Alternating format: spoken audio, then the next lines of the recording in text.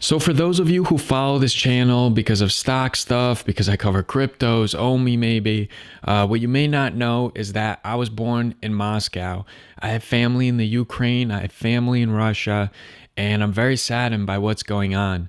And so in this video, I wanted to cover why there is currently a Russian invasion in the Ukraine, why they're trying to take over Kiev and basically overthrow the government, kill or imprison the Ukrainian president, and put in a corrupt puppy regime in place that Putin is going to choose so that he could basically relive the glory Soviet Union days. He wants to be a Lenin type figure. It's absolutely extremely sad. No side wants this. The Russian people don't want this. The Ukrainian people don't want it. There's actually a minority of Ukrainians that actually don't mind being a part of Russia, but for the most part, there's going to be a lot of bloodshed in the streets. People didn't think that Putin was going to go this far. One of the reasons that this is happening is because Russia did not want the Ukraine to be a part of NATO. They are afraid that that is what's going to happen and that NATO will basically have Russia like semi-surrounded. Now, for those who don't know, Putin is a very, very evil guy. He's clearly ex-KGB, ruthless mofo.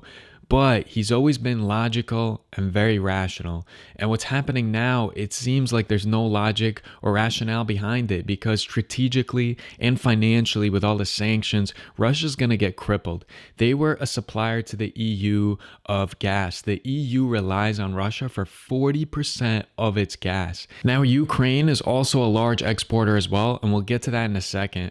But what I want to mention about Putin is he's a chess player. There's a reason why most chess champions in the history have been Russian, is because they think a few steps ahead.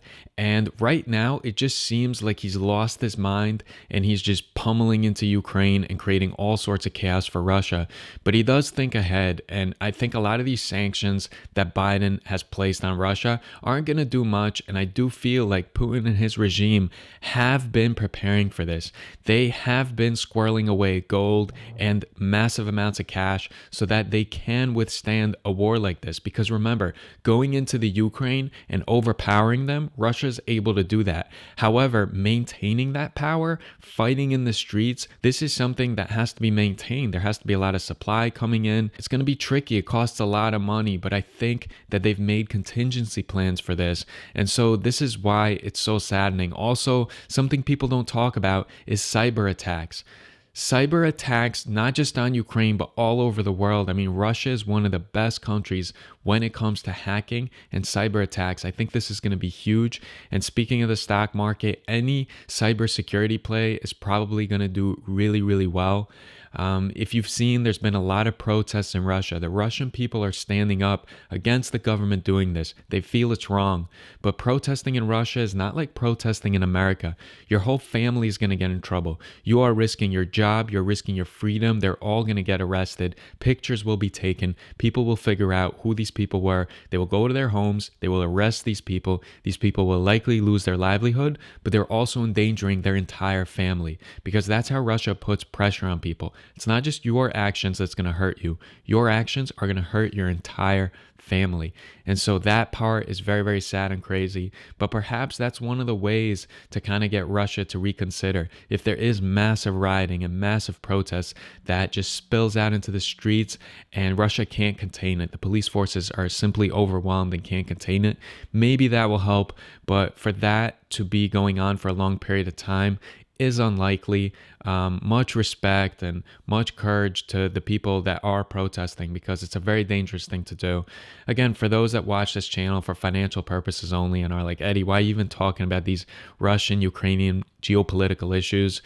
If you want to hear my thoughts on the financial aspect of things, I think that crypto likes chaos. I think crypto will do well during this time. I don't think this is going to cripple the crypto market. Stocks, there's going to be a lot of volatility, but there's going to be an American flight to safety because America is far away from this all. I think the blue chips are going to do better.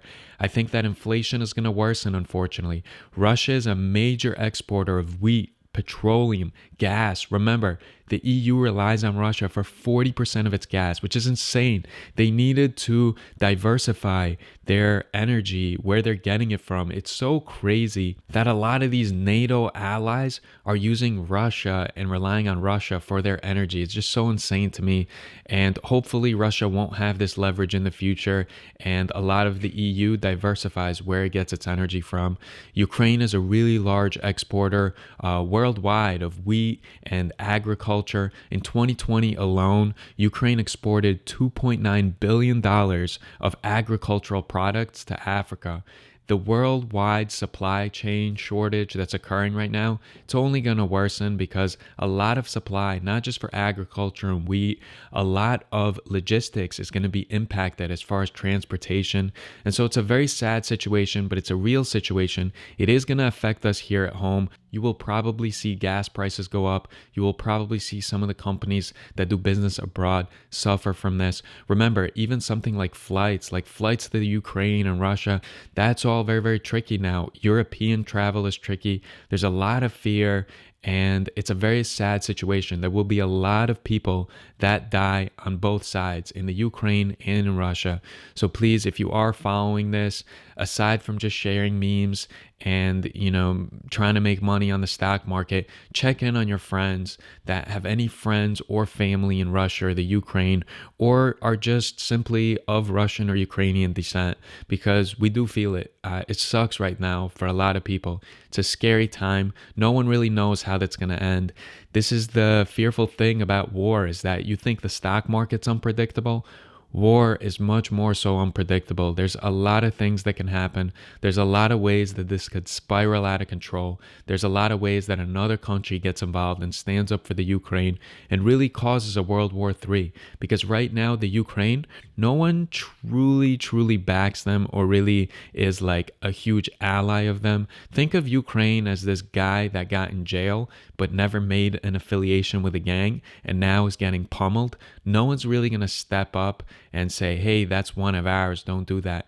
We're just going to show our disapproval, frustration. We're going to say it's wrong. There will be some financial sanctions, which I think is all BS. I'm sorry if this video is a little bit of a downer. Honestly, this is my platform and I just wanted to get something off my chest.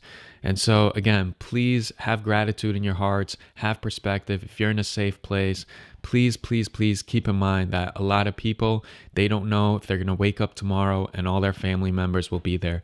There's a lot of uncertainty in the world. Have gratitude in your heart. Take care of your mental health. Watch your stress levels, not just your portfolio, and let me know what you think about the situation.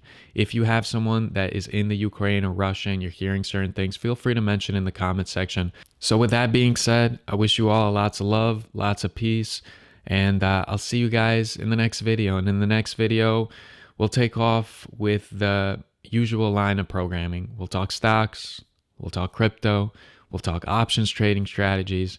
Let me know what you wish for me to cover, and I will aim to do so. I appreciate you guys. I'll see you in the next video.